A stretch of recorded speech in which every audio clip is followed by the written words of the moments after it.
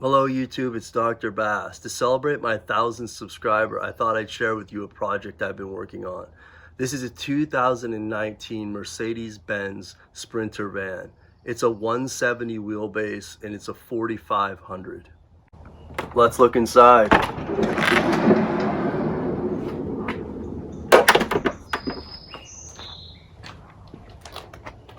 Everything I cover here and anything I fail to cover is linked in the description below.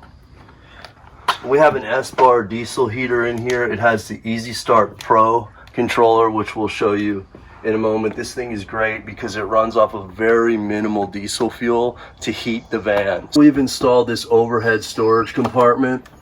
These are great. A lot of people do them. There's tons of storage space up here. We made it so it's high enough and comfortable for someone sitting in there. We put our cosmetics and our shower things in here.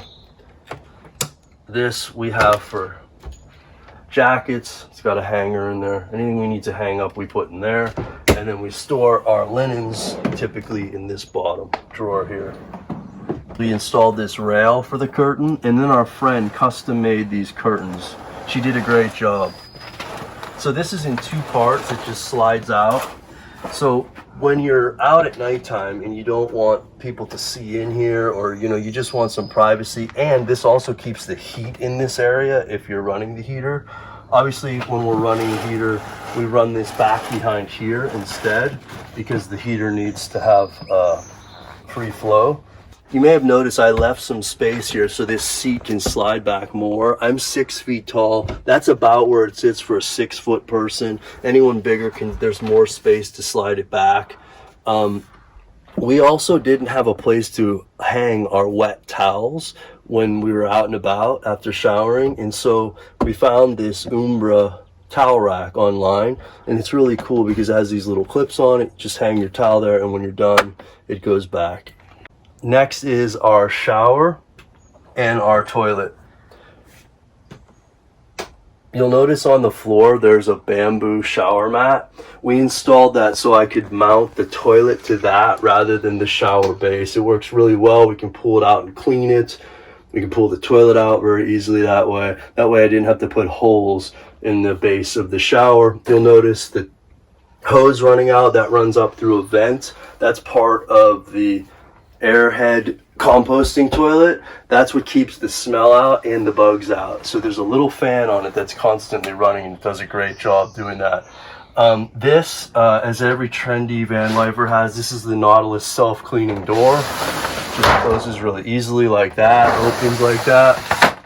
Up here, a lot of people have done this, which I think is a great idea. While you're showering, there's no ventilation in here. So what we've done is, again, like a lot of other people have done, we've left this slot here. So when the door is closed, you can just turn the max air fan on here and it ventilates right there. So it works really well.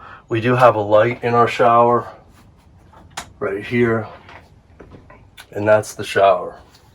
Next is the kitchen area. My wife designed these cabinets using cane webbing.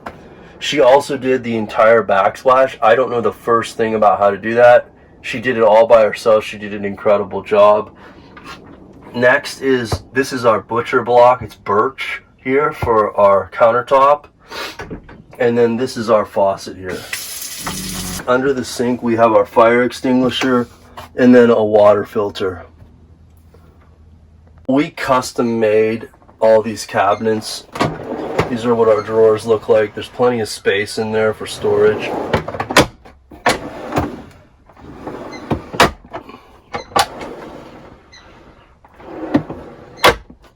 This is where we keep a majority of our clothes, the really big drawers.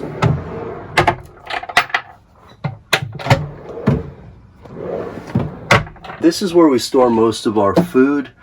I've seen people do this. They put an instrument panel right here. It's really nice because it's accessible. This is the inverter charger that we'll see in a moment.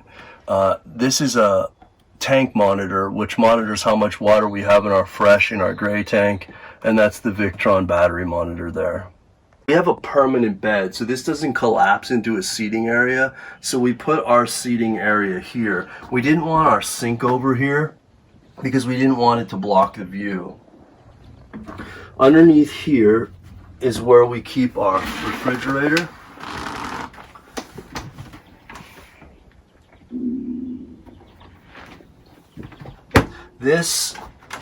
These cushions were made by the same girl who made our curtain behind you.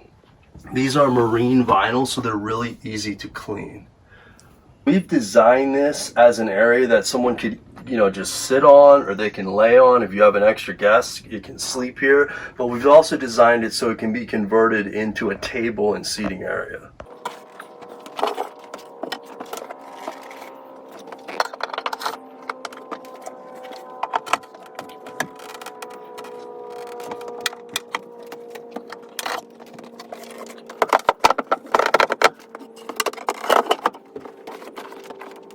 So now that the cushions are off, you can see that we have the refrigerator here, the table sits nicely in here, and then in this section, this is where we put all of our dirty laundry, and we can even fit shoes back behind there.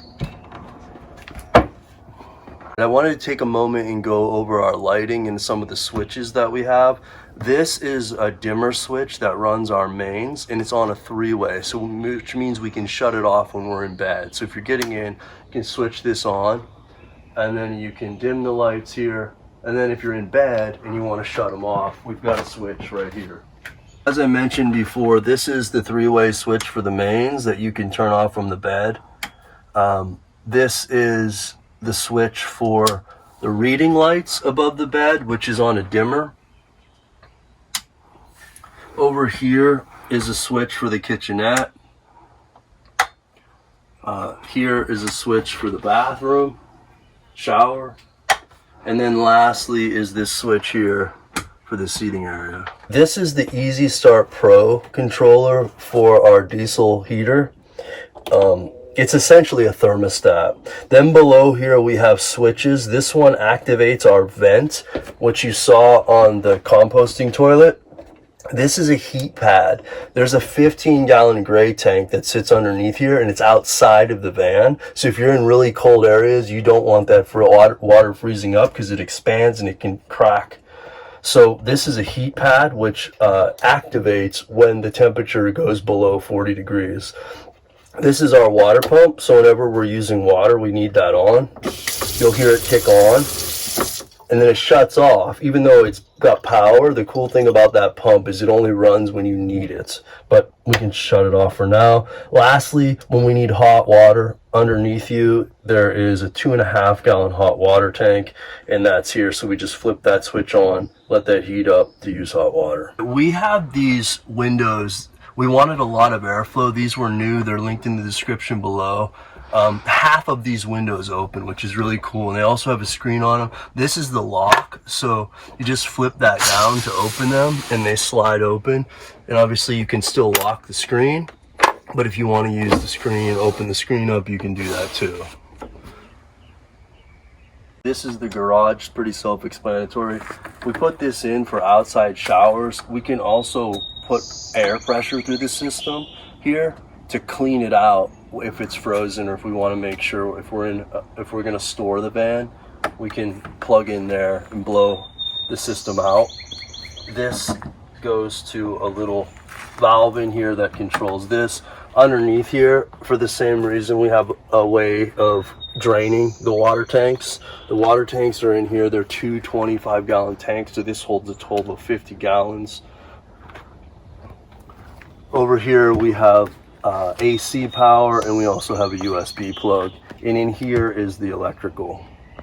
All right, I'm just going to show you the electrical. I might do a video in the future that's more detailed. The first thing we have is a battery isolator. We have solar panels on the top, and then if you come inside here, you can see we have 3 Battle-Born batteries, the Victron Multi Plus 3000, and there you can see we have a charge controller. We cut this in here so that we don't have to open the doors to fill up our water. So right here is where our fresh water goes in with a hose. But if you also want to connect to city water, say you're taking it to a campsite and you can run a hose and pressurize the entire system, you can do that here, so you don't have to use your pump anymore. We put this here to attach to shore power. that can run the system if you're at a campground or at your house. Up there are the solar panels, 360 watts, and that PVC pipe is where I keep my fishing poles. Alright, before we close out this video, I just wanted to say a few things about the build overall.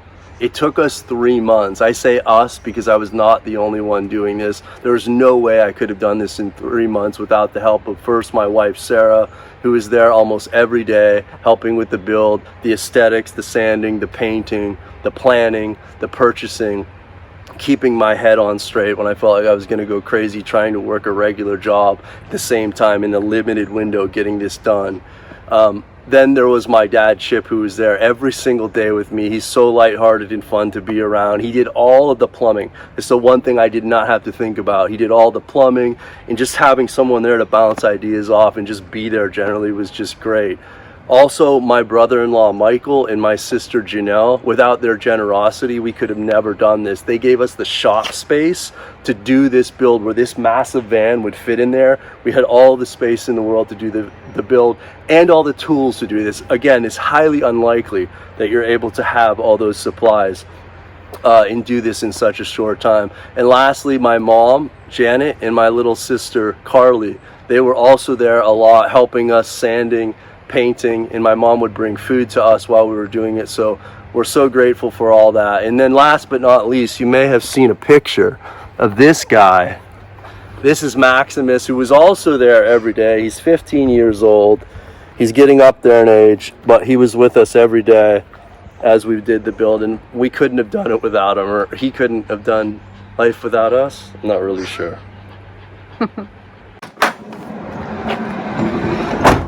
Alright, that concludes our van tour. If you have any questions, let me know in the comments section below. Thanks for watching.